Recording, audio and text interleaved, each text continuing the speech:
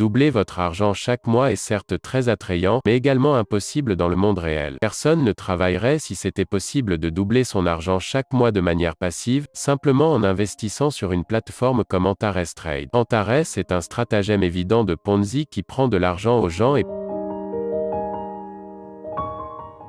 Antares ne prend que l'argent des nouveaux membres et le donne aux anciens membres. Les escroqueries comme Antares peuvent rapporter de l'argent à quelques personnes, mais la majorité perdra toujours. Ce n'est toujours qu'une question de temps avant qu'un programme aussi frauduleux ne s'effondre.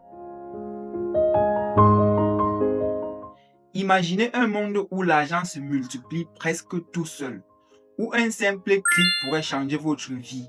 Antares Trade a vendu ses rêves à des milliers de personnes à travers le monde entier. Un rêve si séduisant que beaucoup de personnes ont fermé les yeux sur les signaux d'alerte. Mais quand le mirage s'effondre, il laisse derrière lui des vies brisées, des économies disparues et des familles dévastées. Aujourd'hui, je vais vous raconter comment ce qui semblait être la clé de la liberté financière est devenu l'un des plus grands scandales financiers de notre époque. Chapitre 1.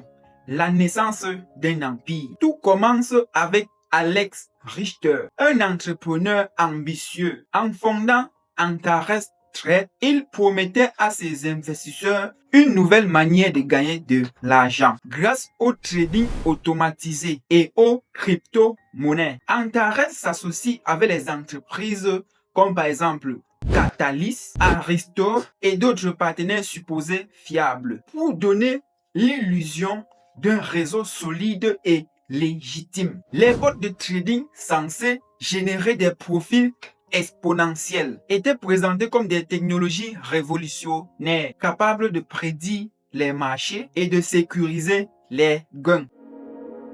Antares, une nouvelle tendance en développement de modèle marketing. Il s'agit d'une plateforme de distribution MLM pour les propriétaires d'entreprises et les consommateurs. Antares offre la possibilité de vendre des biens et des services en réduisant les coûts de commercialisation. Le client obtient l'accès à des biens et des services uniques et a une chance de participer à leur promotion par le biais de programmes d'affiliation multiniveau. Au sein de la plateforme Antares, chaque participant peut développer son entreprise en formant son propre réseau de consommateurs. Antares réalise la promotion d'entreprises ayant des produits et services uniques qui sont utiles et que l'on peut recommander à sa famille et ses connaissances. Antares cherche à aider les entreprises à devenir plus rentables et à bénéficier d'une forte demande. Avant de... Rapidement, le bouche à oreille fonctionne. Les premiers investisseurs témoignent de gains impressionnants, créant un effet boule de neige. L'entreprise se construit une image de succès éclatant. Bureaux modernes, événements de prestige, partenariats stratégiques, tout pour séduire et rassurer. Mais derrière ces façades se prépare un système dont les fondements sont fragiles, dépendant des nouveaux entrants et de la crédulité des victimes. Chapitre 2. Le piège de la liberté financière. Le rêve vendu par Antares s'appuyait sur une mécanique simple, mais puissante. Le MLM, le marketing à plusieurs niveaux. Chaque membre pouvait recruter des nouveaux investisseurs et toucher des commissions sur les dépôts de ces fioles. Plus vous recrutiez, plus vous gagnez. Et plus vous croyez au système, plus le piège se refermait. Les victimes n'étaient pas naïves. Elles étaient humaines. Elles voulaient croire qu'il existait une sortie rapide de la précarité. La promesse d'une liberté financière immédiate a désactivé leur sens critique. Mais les premiers signes de fraude apparaissent. Retard de retrait, boîte de trading qui ne fonctionne pas réellement, incohérence dans les rapports de performance. Les alertes étaient là, mais l'illusion était plus forte que la raison. C'est exactement là que le mirage prend toute son ampleur. Le rêve de liberté financière devient une obsession et l'illusion d'Antares continue de prospérer jusqu'au point de rupture. Chapitre 3. L'effondrement et les leçons à retenir. Dans un premier temps, commençons d'abord par l'effondrement.